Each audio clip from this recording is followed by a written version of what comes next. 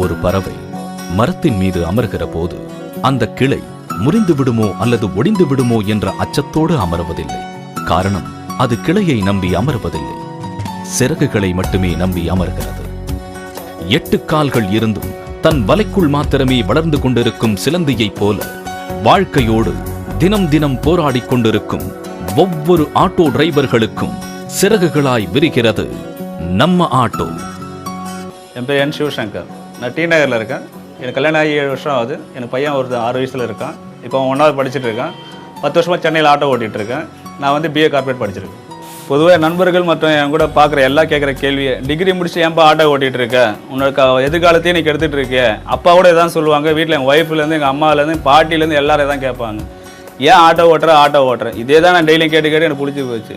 ஆனால் நான் ஆட்டோ ஓட்டுறது இன்றைக்கி நேற்று எடுத்த முடியவில்லை. அப்பா சின்ன வயசுலேருந்து பார்த்துட்டு இருக்கேன். அவர் ஆட்டோ டிரைவராக இருந்தனால அந்த தொழில் எனக்கு வந்து என்னவோ பிடிச்சிருக்கு. அதையே நான் இப்போ பண்ணிகிட்டு இருக்கேன். இப்போ வீட்டில் எல்லாம் ரொம்ப சந்தோஷமாக இருக்காங்க. அப்பாலேருந்து என் ஒய்ஃப்லேருந்து எங்கள் அம்மா வரைக்கும் எல்லாம் சந்தோஷமாக இருக்காங்க. சாதாரண ஆட்டோ டிரைவராக இருந்தபோது எனக்கு கிடைக்காத அங்கீகாரம் நம்ம ஆட்டோ டிரைவர் மூலிமா எனக்கு கிடச்சிருக்கு. இது சென்னையின் கௌரவம் மட்டும் இல்லை, இது எனக்கான கௌரவமாக கூட. பொதுமக்கள் எங்கள்கிட்ட கேட்குற முதல் கேள்வி, ஏன் ஆட்டோவில் மீட்டர் போட்டு ஓட்ட மாட்டேங்கிறீங்கன்னு கேட்குறாங்க. இதை வந்து டெய்லியே கேட்டு எங்களே மனசு கஷ்டமாக இருக்குது. நாங்கள் தப்பு செய்கிற மாதிரியே இருக்குது ஒரு ஃபுல் ஃபீலிங். சரி, ஆட்டோ நம்ம வந்து ஒரு நல்ல நிலையும் கொண்டு வரணும், நம்மளுடைய குறிக்கோளை அடையணும்னா அதுக்கு வந்து எதனா ஒரு தேடல் இருந்துகிட்டே இருந்தது எனக்கு. அதுக்கெல்லாம் ஒரு முட்டுப்புள்ளி வைக்கிற மாதிரி என் நண்பர் வந்து ஒரு நாள் எனக்கு கூப்பிட்டு சொன்னார், நம்ம ஆட்டோன்னு ஒரு நிறுவனம் தொடங்கிறாங்கப்பா, போய் பாரு, உனக்கு எப்போ தேடிக்கிட்டே இருக்கியே.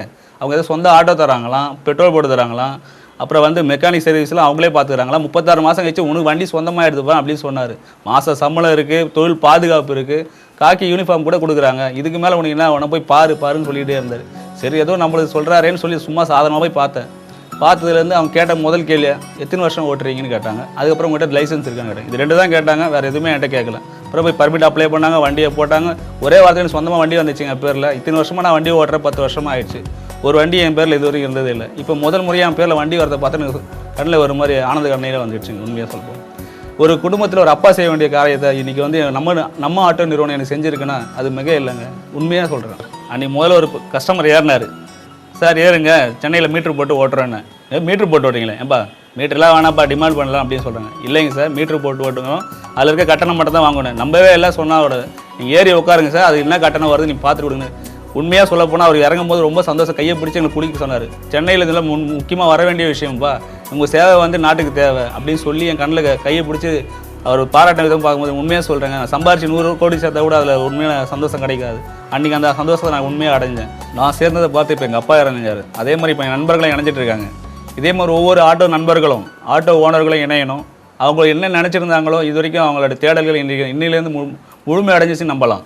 நம்ம ஆட்டோ இணைஞ்ச மூலயமா எனக்கு ஒரு நம்பிக்கை வந்திருக்கு. என் குடும்பத்தை காப்பாற்றணும், என் பையனுக்கு வந்து மேற்கொண்டு நல்லா படிக்க வைப்பேன், அவன் என்ன ஆசைப்பட்டாலும் அது செஞ்சு தருவோன்னு நம்பிக்கை வந்திருக்கு. இப்போ